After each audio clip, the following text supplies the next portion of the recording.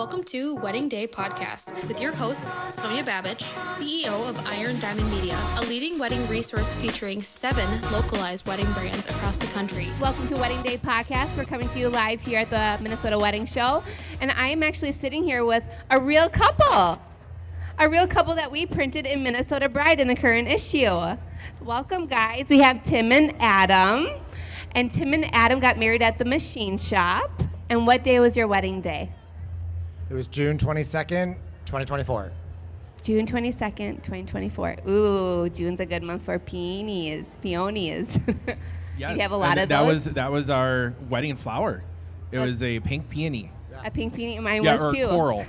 I got married on June 14th, so I was a June bride, just like you guys. It was the Emma, the flower person. It was amazing, and she timed probably a couple hundred peonies all to be at peak bloom on June 22nd. Oh my goodness. It was incredible. If anybody wants to look up in the wedding or online while you're watching the podcast, it is absolutely breathtaking. One of my favorite things that I loved about it was a lot of the love circle things that were happening and the sweetheart things. You guys just did everything so detailed. And of course, Gretchen was your wedding planner, rocket science.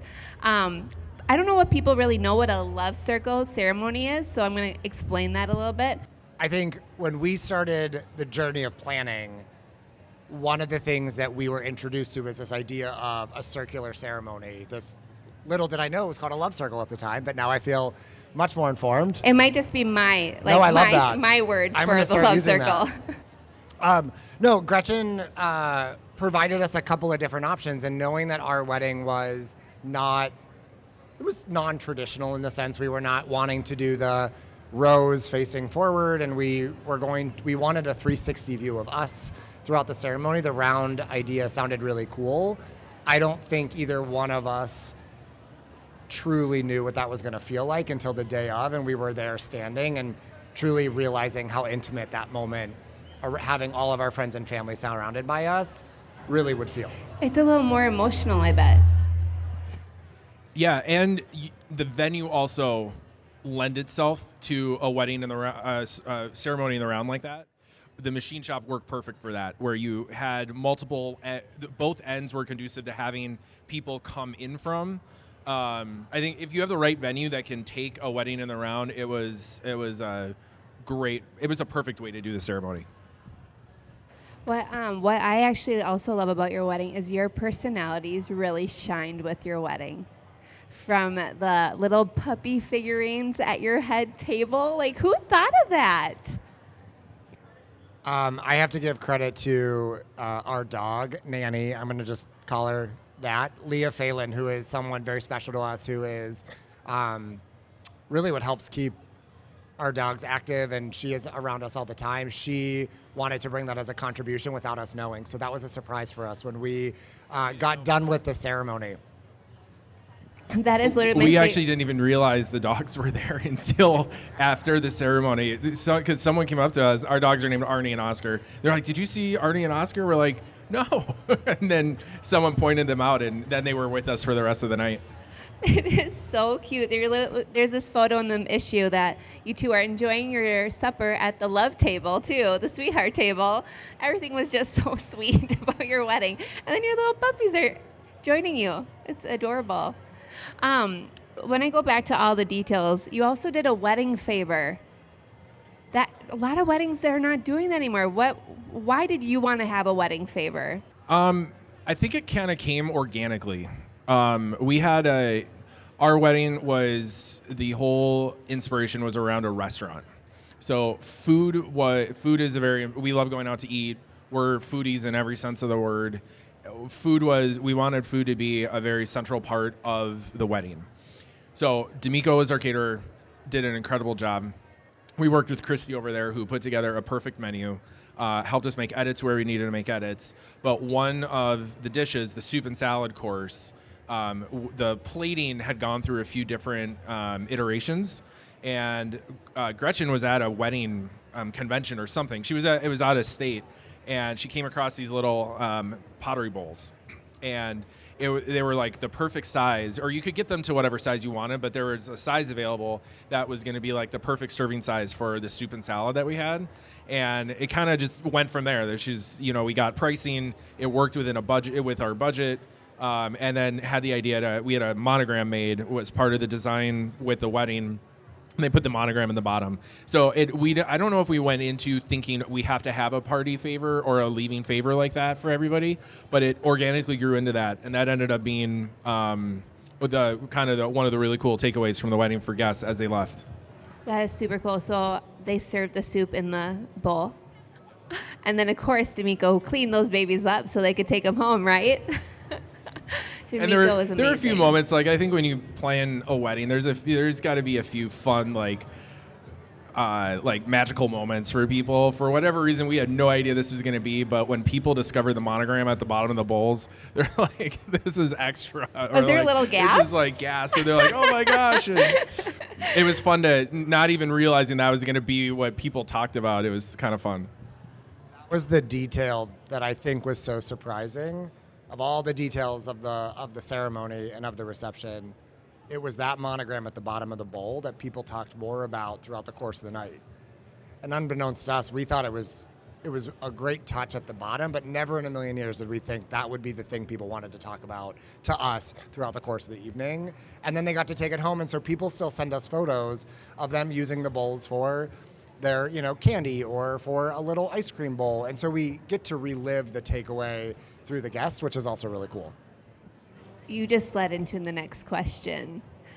I want to know, what was the moment you thought was going to be your favorite moment on your wedding day, and what was actually the reality moment on your wedding day that was your favorite? I'll help, so then I'll share mine. So I thought it would totally be seeing the room, because I was a past wedding professional, seeing it all decorated, untouched. Like, that was always my favorite when I would plan a wedding, to see the masterpiece, right, all that time. And not probably the first look. But my favorite moment was actually we had a carriage. I know, cliche. But it was in the carriage ride from the church to the ceremony, to the venue. And it was just us two being quiet and being like, oh my gosh, we're married. It just kind of soaked in, and nobody's around us, and just having that quiet time together. No photographers, nobody, just us. And Chris couldn't stop kissing me. So that was my favorite moment. Does that help inspire your moment now? It does. I would say the thing that I was the least expecting to love the most was actually reciting my vows. And here's why I say that. I was a nervous wreck writing them, and I was nervous and anxious standing there in preparation for. And it was the thing that I didn't think I was gonna really enjoy. And it's the moment that when I get to watch it back on film is one of my favorite things of the day alone, is everything else kind of blurred away, and it was just Adam and I standing there. And the room didn't exist.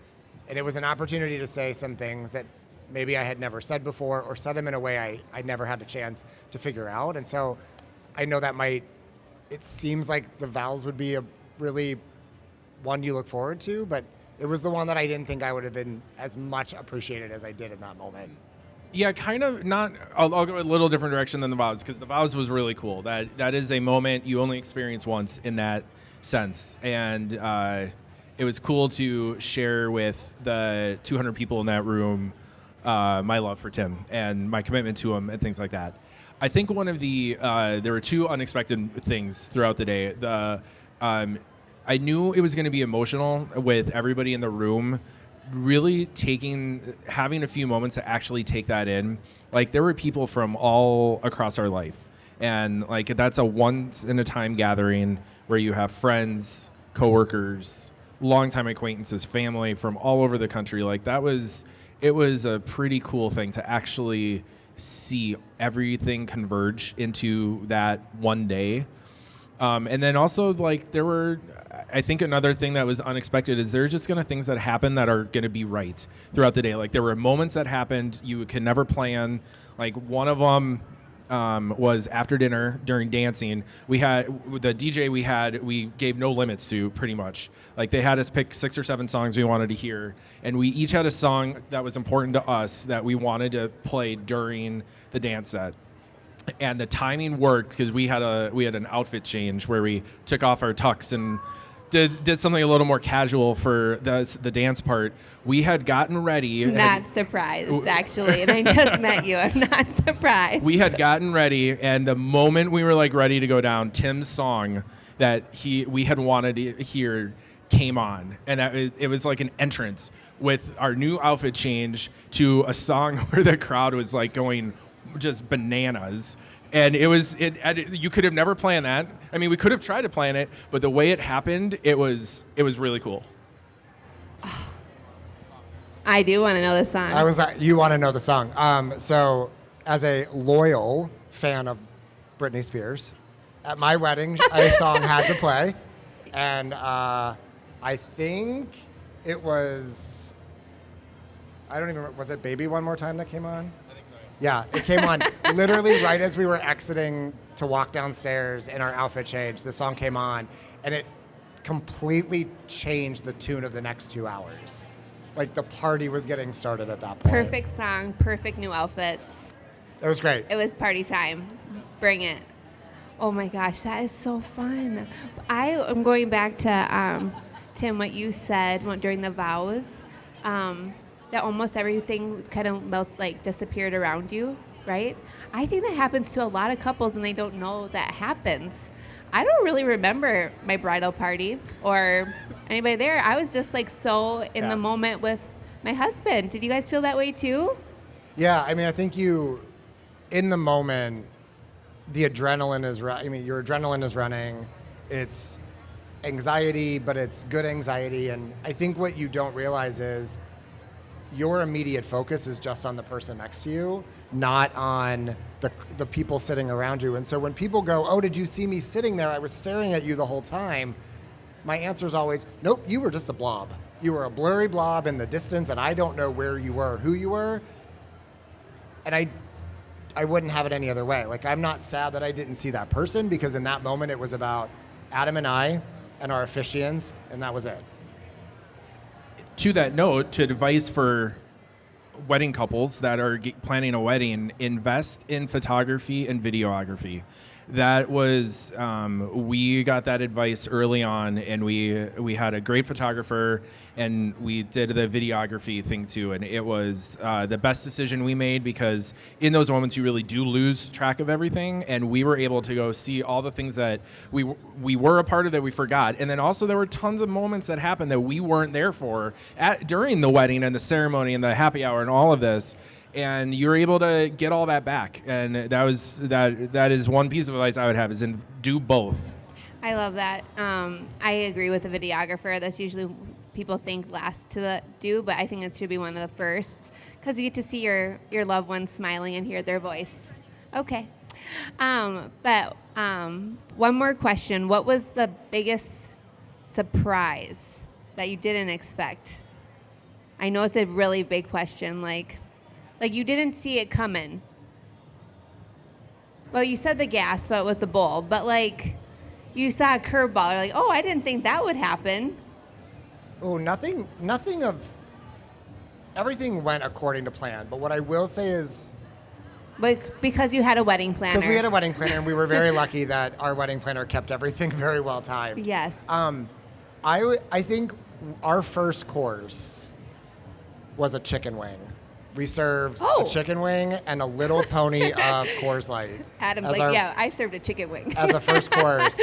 And I would say that was the course that our guest talked about the most and kept wanting more. And so I think it's not so, we did it as a nod to us and a little tongue in cheek, but I don't think I ever realized how people were going to be so obsessed with what is almost, you kind of forget that chicken wings can be a wedding food. We just need a whole podcast just with you guys, because we could break down your wedding with all the details, because I'm a foodie too. I had a 5-course wedding as well. So I'm like, you make an experience. You made an experience for your guests. And also, it's a date night for them too. It's a weekend away.